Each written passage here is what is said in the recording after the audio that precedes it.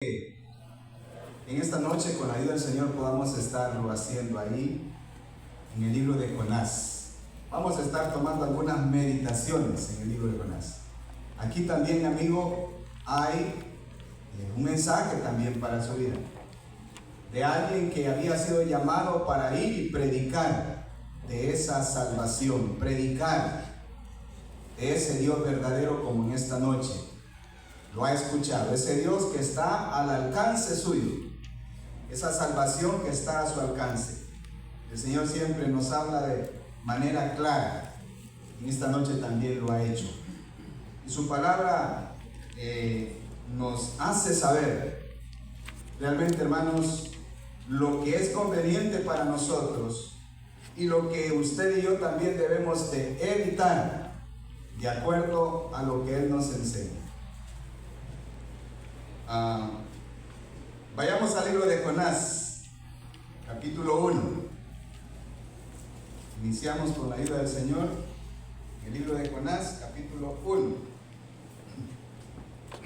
Jonás es uno de los profetas menores y es descendiente de la tribu de Zabulón. O sea, dicho de otra manera, Jonás es hebreo, israelita.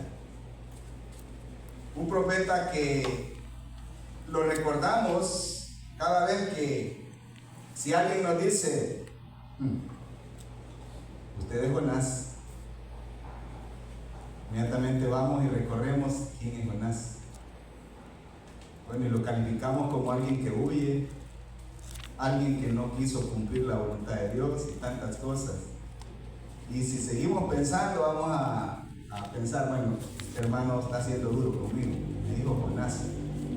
Pero realmente Jonás es un siervo de Dios, un profeta de Dios.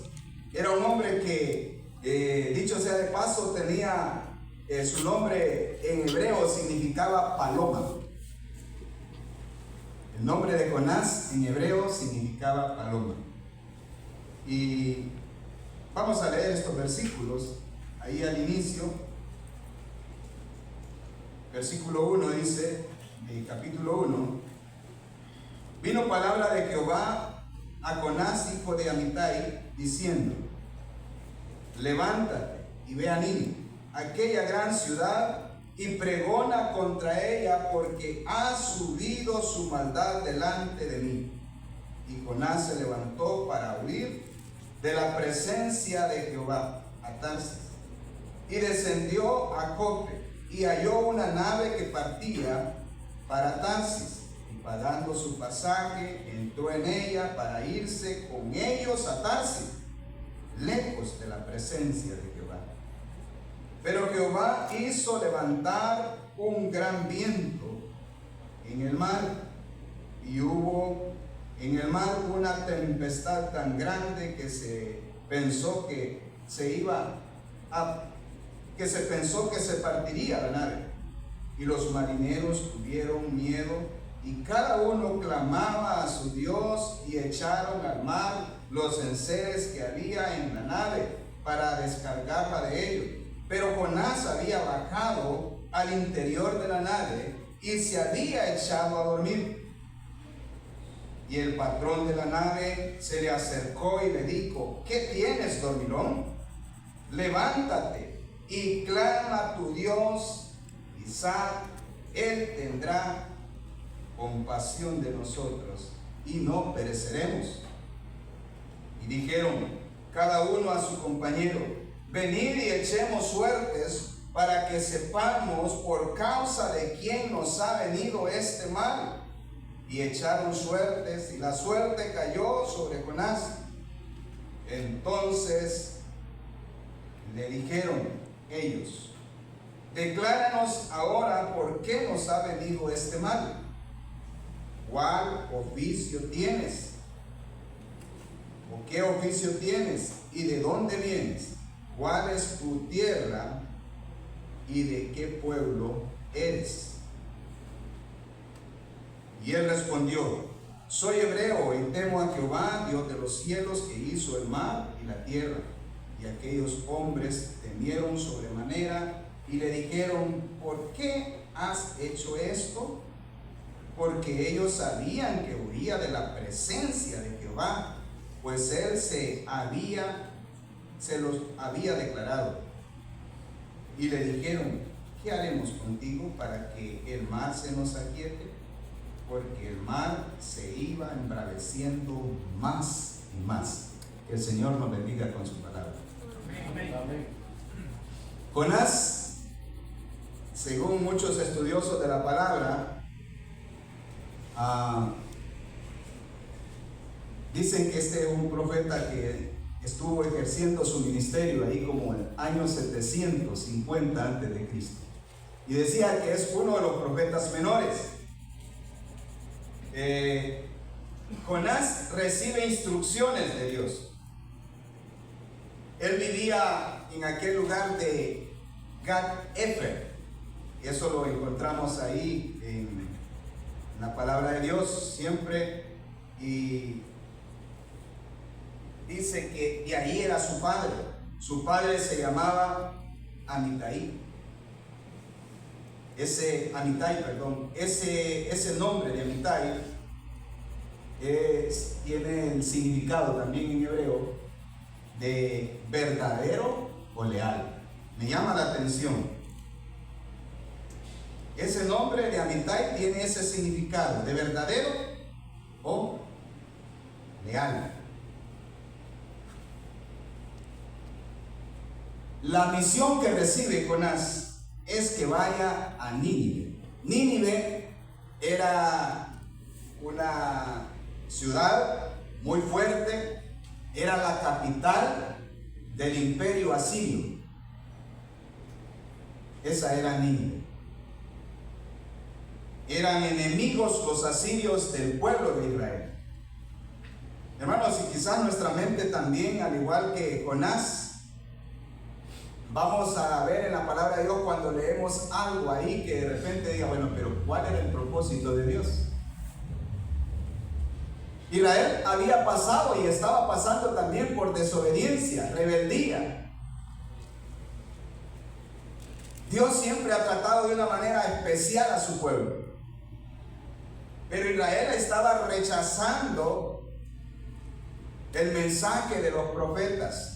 El mensaje que Dios le traía a su pueblo por medio de los profetas, y tantas maravillas que Dios había hecho y que ellos sabían de que existía ese Dios que les había abierto el mar, ese Dios que había hecho tantos milagros ahí en el desierto,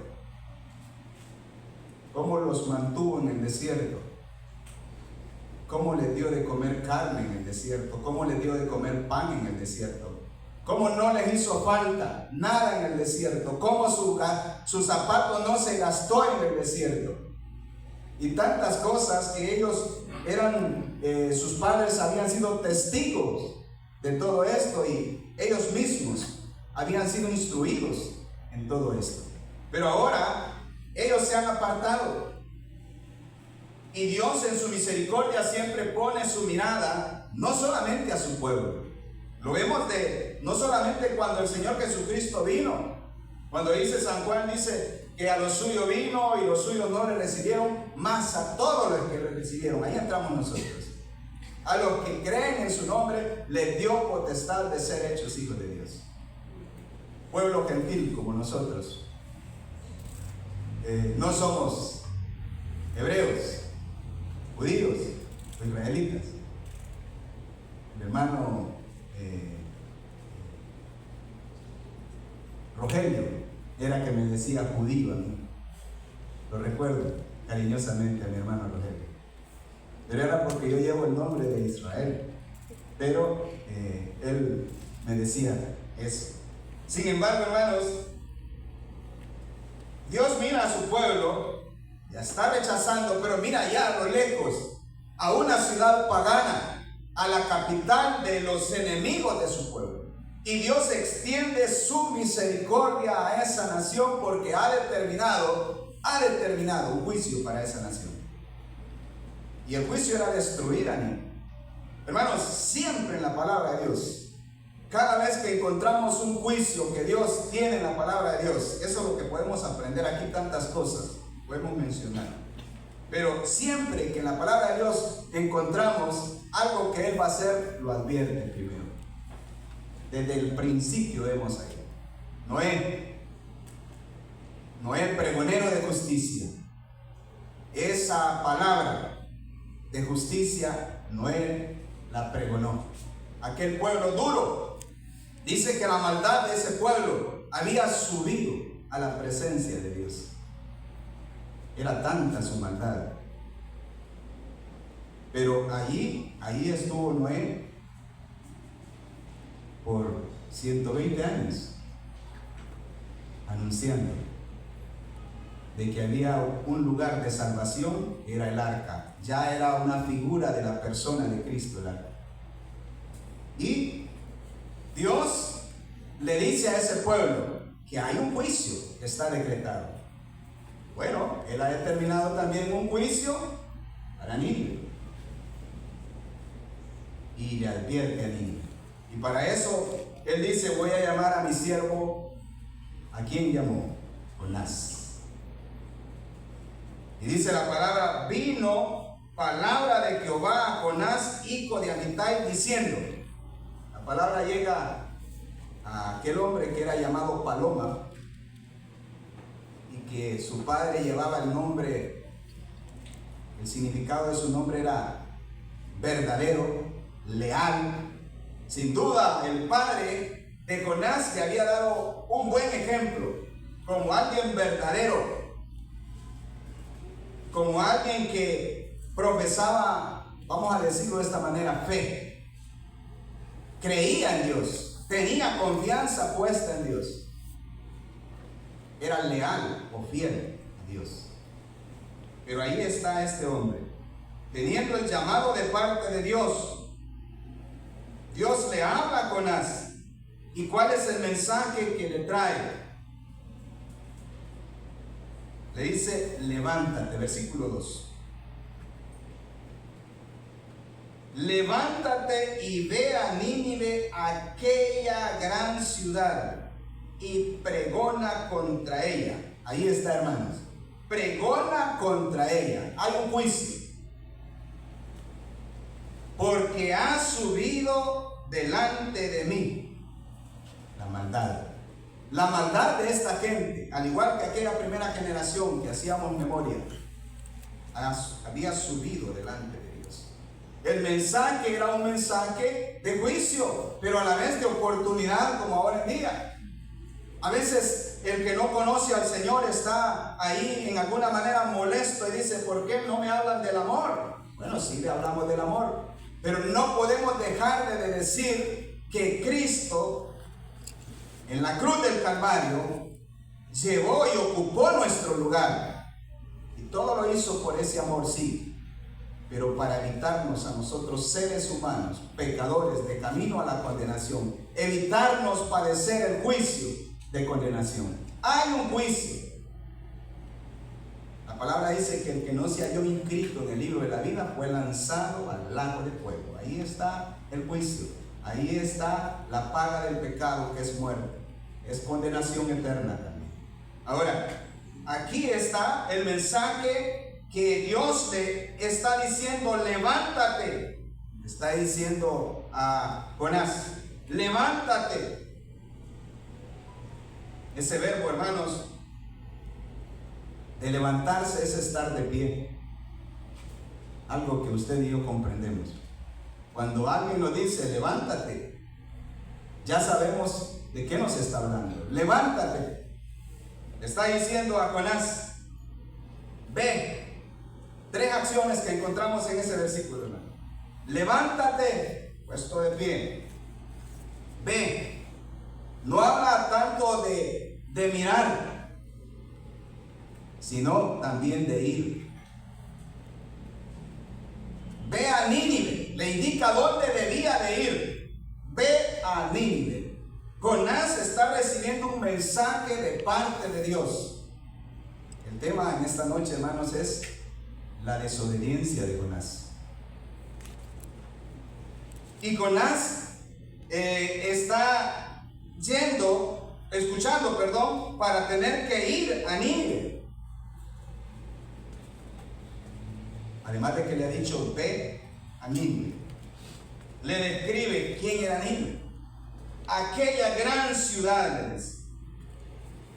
También le dice cuál era el mensaje: pregona contra ella, porque ha subido su maldad delante de mí. Hermanos, ahí están esas tres acciones: levántate, ve, pregona. Pregona, hermanos, cuando alguien nos dice hay que ir a pregonar, nosotros entendemos perfectamente eso. Creo que nadie de los que está aquí dice, bueno, pero ¿qué es pregonar? Pregonar es anunciar, dicho de otra manera es predicar, es hablar, es transmitir un mensaje. Eso es pregonar. Y Jonás ha recibido ese mensaje, hermanos, pero aquí es donde vemos cómo la desobediencia de Jonás comienza a aparecer. Miren lo que hace Jonás. Yo pienso que Jonás no fue desobediente al principio. Hermanos, Nínive no era un lugar calmado, no era una ciudad calmada. La maldad era tanta que esta gente hacía atrocidades, eran malvados, podríamos decir ahora. Y era tanta esa maldad, como ahí lo hemos visto, que subió a la presencia del Señor. Pero Jonás, me imagino, estuvo pensando en esto, y estoy nada más ilustrando esto como yo lo pienso, se me permite. Y Jonás estaba meditando y dice, bueno, me están mandando ahí, pero ¿quiénes son estos? Son enemigos nuestros. No entiendo esto. Son enemigos nuestros y me está mandando Dios que vaya y les anuncie. Si yo lo que quiero es que estos mueran, para que no sean nuestra piedra en el zapato, diríamos nosotros ahora. Pero él hace lo contrario, y ahí es donde vemos la desobediencia de Jonás. Jonás hace lo contrario, hermanos. Y mire lo que hace Jonás. Aquí vemos en primer lugar una de sus acciones. Y este es el camino de Jonás al descenso de su carrera. Al descenso en ese sentido del nivel espiritual. Comienza a descender después de estar siendo el profeta. No significa que dejó de ser profeta. Siguió siendo profeta, pero un profeta en declive, en desobediencia. Como el cristiano, hermanos, no dejamos de ser cristianos como verdaderos hijos de Dios. Permanecemos siendo hijos. Puede ser de que estemos en desobediencia, pero el verdadero creyente no se quedará en el charco, en el chiquero, o al hijo pródigo vendrá. Y siempre sigue siendo un creyente. Lo único que ha declinado, ha arruinado algo, se llama testimonio. Que Dios nos ayude a cada uno, nos dé su protección siempre, hermanos. Pablo dijo, el que piensa estar firme, mire que no caiga. Hermanos, dice que Jonás se levantó, dice el verso 3, y Jonás se levantó para huir de la presencia de Jehová. Nínive estaba en la parte noreste de Israel. Creo que hay un mapa ahí que me gustaría que los hermanos lo pusieran. No sé si hay un mapa por ahí. No sé si aparece acá en las pantallas. Sí, ¿verdad? No, bueno, por ahí los hermanos van a poner, que están en la cabina, quizás van a proyectar un mapita donde se puede ver. Jonás debía ir a Nínive, a la parte alta, la parte noreste. Pero él buscó la parte este. Al contrario, Nínive tenía que ascender, cual paloma que asciende y vuela alto, haciendo honor a su nombre. Bueno, por un lado me preocupa, porque Cuando yo pienso en el significado de mi nombre, que es pueblo fuerte, digo yo, no soy tan fuerte. No soy fuerte. Pero también significa príncipe. Digo yo, aunque sea felicito, pero delante del Señor lo soy. Príncipe. Entonces, hermanos, aquí vemos a este hombre que, si bien es cierto, no le hace honor a su nombre, no va a Nínive, la parte alta. Comienza, ¿y qué dice la palabra? ¿Qué continúa diciendo? Dice que él está huyendo. En primer lugar, aquí vemos, hermanos, Jonás huye. Y huye de la presencia de Jehová según él. No quiere ir a Tarsis. Esto me hace recordar al salmista. ¿Qué dice el Salmo 139:7? Vamos a ver el Salmo 139:7. Y mire lo que el salmista, es un salmo conocido para usted, dice: ¿a dónde me iré de tu presencia, de tu espíritu? ¿Y a dónde huiré de tu presencia? Si subiere a los cielos, ahí estás tú.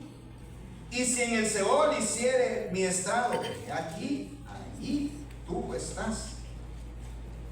Si tomare las alas del alba y habitar en el extremo del mar. ¿A dónde fue Jonás? Bueno, quería cruzar el mar para alejarse de la presencia de Dios, según él. Aún ahí dice: me guiará tu mano y me asirá tu diestra. Hermanos, esto es algo maravilloso. Ahí vemos la misericordia de Dios sobre Jonás. Aún cuando el creyente le está desobedeciendo, la misericordia de Dios le sigue protegiendo. Hermanos, a veces el nombre de Dios es blasfemado por nuestro mal comportamiento, nuestro mal proceder, nuestro mal testimonio. Pero el que es hijo, siempre el Señor sigue manteniendo ahí su protección. Ahora, no se queda así, hermanos. La disciplina viene. Hermanos, aquí encontramos que él toma esa nave para Tarsis. Dice que se levantó para huir de la presencia del Señor a Tarsis. Y dice que descendió a Jope. Ahí emprende él ya esa travesía. Va a Jope. Y dice que ahí en Jope halló una nave que partía para Tarsis. Mire qué era lo que había en Tarsis, hermano. Primera de Reyes 10:22. Primera de Reyes. Ahí está el mapa que nos ilustra. Y es un buen recorrido. Se cree que habían unas 5,000 kilómetros de distancia a Tarsis, de Jope a Tarsis. Y ahí en Primera de Reyes 10:22, la palabra de Dios nos dice qué era lo que había en Tarsis. ¿Qué cosas habían en Tarsis? ¿Por qué Jonás escoge Tarsis? Bueno, era el lugar más distante. Quizás, seguramente, él pensó en eso. Estoy nada más analizando, pensando en esto, pero solo el Señor sabe. Mire, Primera de Reyes dice 10:22. Porque el rey tenía en el mar, ¿quién era este? Era Salomón. Mire lo que tenía Salomón. El rey tenía en el mar una flota de naves de Tarsis con la flota de Irán. Y una vez cada 3 años, mire lo que dice, y una vez cada 3 años venía la flota de Tarsis y traía oro, plata, marfil, monos y pavos reales. Aquí, hermanos, vamos entendiendo. La palabra dice que Jonás descendió a Jope. ¿Y qué halló en Jope? Una nave. ¿Qué dice la palabra? Jope pertenecía a esa área geográfica de Israel. Allí está ese puerto, ¿sí? Pero de ahí Jonás halla esa nave. ¿Sería una casualidad, hermanos? Bueno, muchos dicen que la palabra dice, lo que acabamos de leer, hermanos, dice que cada 3 años Salomón enviaba de Israel, enviaba a Tarsis. ¿Qué había en Tarsis? Ya vimos ahí en Tarsis lo que había. Encontramos ahí que este hombre traía oro, plata, marfil, monos y pavos. Hermanos, todo eso, cuando uno va de repente a un lugar, a un mall o qué sé yo, todo aquello que es llamativo, uno se acerca para ver. Y si usted va a un zoológico, hermano, ¿qué va usted a un zoológico? Se distrae. Los niños se distraen mucho más. Hay distracción viendo los monitos que son bastante graciosos, pero también alguien puede ver en el zoológico un pavo real que se exhibe de su plumaje y se ve ese color que luce mucho en su plumaje, tira sus destellos ahí tan lindos, un pavo real. A diferencia que cuando él extiende también y descubre sus patitas, no son tan agradables, ¿verdad? Pero aquí había distracción. Tarsis había distracción. Recuerdo que hace muchos años el hermano Jesús, cuando estaba leyendo esto, me vino a la mente sobre este pasaje de esas cosas que habían en Tarsis. Y es que en realidad lo que dice este versículo que hemos leído, estos versículos, Salomón no solamente traía oro, plata, marfil, algo precioso, algo de mucho valor, pero traía también algo para distraer: monos y pavos. Hermano, era tanta la riqueza de Salomón que ahí mismo donde leímos dice que la plata no era considerada ya. Todo lo que tenía Salomón era de oro, todo de oro. Interesante esto, sí, dicho sea de paso. Pero ahí vemos a este personaje, Jonás, que está poniendo su mirada en Tarsis, aquel lugar lejano. Quizás Jonás había olvidado lo que el profeta había dicho: ¿a dónde huiré de tu presencia? Hermanos, la presencia de Dios está en todo lugar. Si tomare las alas del alba, aún allí me guiará tu mano y me asirá tu diestra. Mire que este hombre ha ido allá, ha partido para Tarsis. Pero no solamente esto, hay algo más. Jonás ha pagado su pasaje. Era autosuficiente Jonás. Eso que Dios le había provisto para ir y llevar y trasladarse a Nínive y pregonar la palabra, el mensaje que él tenía, él lo usa mejor para ir al entretenimiento, ir a la distracción.